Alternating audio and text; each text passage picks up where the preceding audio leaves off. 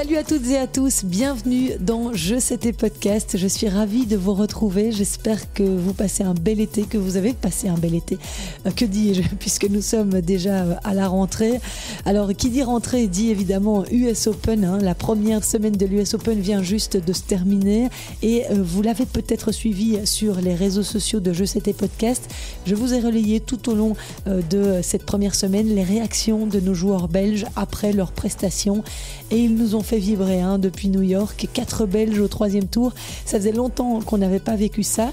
Si vous n'avez pas eu l'occasion de les entendre, eh bien vous pouvez retrouver toutes ces interviews sur Instagram ou sur Facebook. Vous entendrez David Goffin, Raphaël Collignon, Zizou Bergs, Elise Mertens.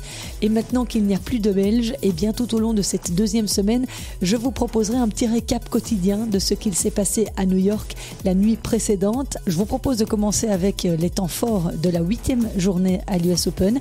En 10 minutes, vous saurez tout. C'est parti. Silence, s'il vous plaît. Les joueurs sont prêts.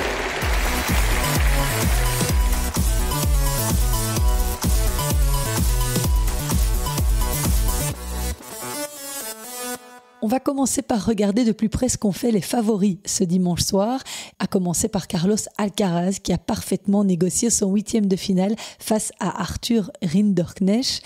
Même s'il a été bousculé dans le premier set par un Français sans complexe, l'Espagnol s'est imposé en 3-7, 7-6, 6-3, 6-4. Dès qu'il a trouvé son rythme, il l'a déroulé, Carlos Alcaraz ne commettant que 11 fautes directes et une seule double faute. Il est en mission, le numéro 2 mondial. Il rêve de retrouver son trône à Flushing Meadows et il n'a pas encore perdu le moindre set depuis le début du tournoi. En quart de finale, il retrouvera Jiří Lehečka, finaliste du Masters de la Next Gen en 2022 et tombeur de Raphaël Collignon au 3e tour. Le Tchèque de 23 ans, 21e à l'ATP, disputera son 2e quart de finale en Grand Chelem.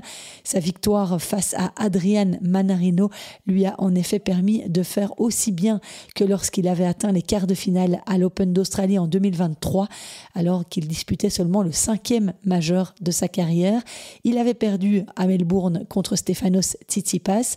Carlos Alcaraz mène 2-1 dans leur confrontation, mais sa seule défaite face à Lehečka avait eu lieu sur dur extérieur. Donc ce sera intéressant de vivre cette rencontre Lehečka-Carlos Alcaraz. Un autre homme est en mission dans cette US Open en quête d'un 25e titre en Grand Chelem. C'est Novak Djokovic, bien sûr. Le Serbe, battu 3 fois en demi-finale d'un majeur cette saison, a rendu une copie parfaite pour battre Jan-Lennard Struff, 35 ans, tombeur surprise de Holger Rune et de Frances Tiafoe en première semaine. Une victoire de Djokovic 6-3, 6-3, 6-2 sur le court Arthur Ashe en night session en moins de 2 heures. Extrêmement performant, Djokovic. Il a frappé 33 coups gagnants et a servi 12 aces.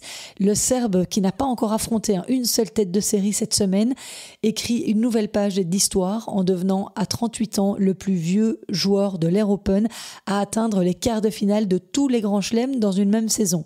Alors son livre d'histoire, est-ce qu'on peut encore y ajouter des pages à Novak Djokovic? Et la question maintenant, c'est doit-il craindre Taylor Fritz au prochain tour? Eh bien, disons que l'historique de leur duel, 10-0 pour le Serbe, devrait lui donner confiance pour aborder ce 14e quart de finale à l'US Open. Et puisqu'on parle de statistiques impressionnantes, eh bien celle de Alexander Bublik n'est pas mal. Le Kazakh n'a concédé aucun des 55 jeux de service qu'il a disputés depuis le début de la semaine à New York. En conférence de presse, il a réagi à ce taux de réussite exceptionnel au service. Je n'ai pas d'explication à ma réussite actuelle, mais vu mon prochain adversaire, je risque de perdre plusieurs jeux. C'est vrai, effectivement, il peut s'inquiéter, ça risque de se corser puisqu'il affronte Yannick Sinner en 8e de finale, Alexander Bublik.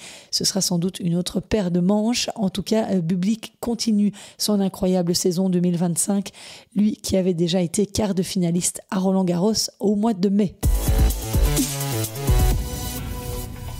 Félix Auger-Aliassime a créé la surprise dimanche en venant à bout d'Alexander Zverev, numéro 3 mondial. Une victoire en 4-7, 4-6, 7-6, 6-4, 6-4. Il s'agit de la plus belle victoire de la carrière de Félix Auger-Aliassime, lui qui n'avait battu qu'une seule fois un top 10 mondial dans un tournoi du Grand Chelem. Le Canadien qui avait connu beaucoup de downs ces 2 dernières années suite à des pépins physiques notamment. Il n'avait surtout pas beaucoup connu de succès en Grand Chelem et là il montre qu'il reprend des couleurs dans cette US Open. Espérons pour Félix Auger-Aliassime que ce ne soit pas qu'un feu de paille. Son prochain tour en 8e de finale, ce sera face à Andrei Rublev. Enfin, à chaque Grand Chelem, son conte de fées, et c'est Leandro Riedi qui est en train d'écrire celui de cette édition 2025 dans le tableau masculin. Classé 435e mondial, le joueur suisse de 23 ans n'avait encore jamais remporté le moindre match en Grand Chelem avant cette US Open. Et le voilà en 8e de finale où il a rendez-vous avec Alex de Minaur. Riedi est par ailleurs le 8e de finaliste de Grand Chelem le plus mal classé depuis 2022 quand Richard Krajicek avait atteint les quarts de finale à Wimbledon. À l'US Open, par contre, on n'avait plus vu ça depuis 40 ans. Et ce joueur suisse, Leandro Riedi, on le connaît un petit peu parce qu'il avait remporté le BOE Open l'année dernière à Louvain-la-Neuve. Mais l'année dernière, il s'est blessé assez gravement au 2e tour des qualifs de l'US Open et il a dû subir une double opération. Il a été au moins 6-7 mois sur la touche et puis il a commencé à rejouer en tournoi Challenger. Donc jamais il ne pensait que le 1er septembre, eh bien, il serait sur un des cours principaux de l'US Open pour affronter Alex de Minaur. Il faut dire qu'il a eu un petit peu de chance. Il a profité du forfait de Camille Machrak au 3e tour. Mais bon, vu ce qu'il a subi, il pouvait bien avoir un petit peu de chance cette fois-ci. On verra ce qu'il sera capable de faire face à de Minaur, l'Australien, véritable marathonien en fond de cours. Ce sera programmé donc ce lundi. Et puis en dehors des cours, eh bien, l'actualité tennis de ce dimanche a été marquée par cette annonce de Daniil Medvedev qui connaît le plus gros creux de sa carrière depuis quelques mois. Il se sépare de son coach historique Gilles Servara qui l'a accompagné durant près d'une décennie sur le circuit, 8 ans exactement. Ensemble, ils ont disputé 6 finales en Grand Chelem et ont remporté un titre à l'US Open. C'était en 2021. Aux côtés du Français, Medvedev a aussi été numéro 1 mondial. Et Gilles Servara a écrit un texte émouvant dimanche sur ses réseaux sociaux et il avait été l'invité de Je sais tes podcasts d'ailleurs 15 jours après le sacre de Daniil Medvedev en 2021. Si vous avez envie de retrouver ce numéro, c'est un de mes collectors, vous pouvez aller le retrouver sur toutes les plateformes de podcasts. Alors chez les dames cette nuit, il fallait également retenir ce match incroyable entre Taylor Townsend et Barbora Krejcikova.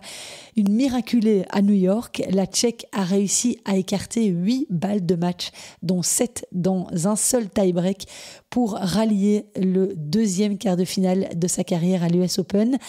Barbora Krejcikova a battu l'américaine Taylor Townsend en plus de 3 heures de match, 1-6, 7-6, 6-3.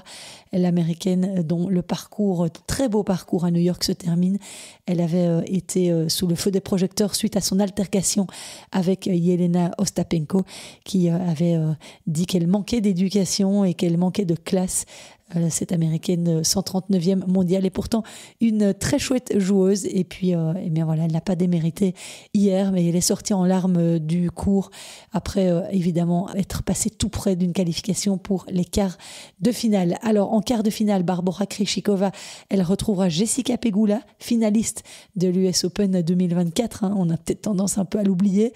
L'américaine semble renouer avec ses meilleures sensations si on en croit la leçon qu'elle a infligée dimanche à Anne Lee, 6-1, 6-2 au bout d'un match très solide.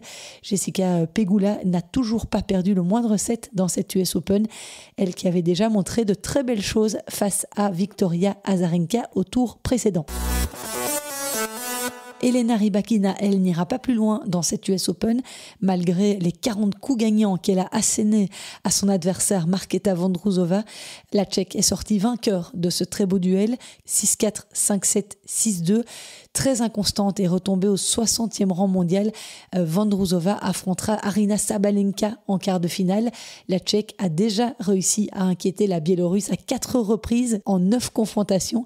Donc ça peut donner lieu à un sympathique tête-à-tête. Là, je vous le conseille, Sabalenka Vondrousova. Voilà ce que je pouvais vous dire en résumé sur cette 8e journée à l'US Open. On se retrouve demain pour un nouveau rendez-vous. N'hésitez pas à vous abonner à Je sais tes podcasts sur votre plateforme d'écoute préférée et comme ça vous ne manquerez aucun épisode de cette US Open parce que je vous proposerai également d'autres interviews et d'autres insights assez sympas d'ici à la fin de la semaine.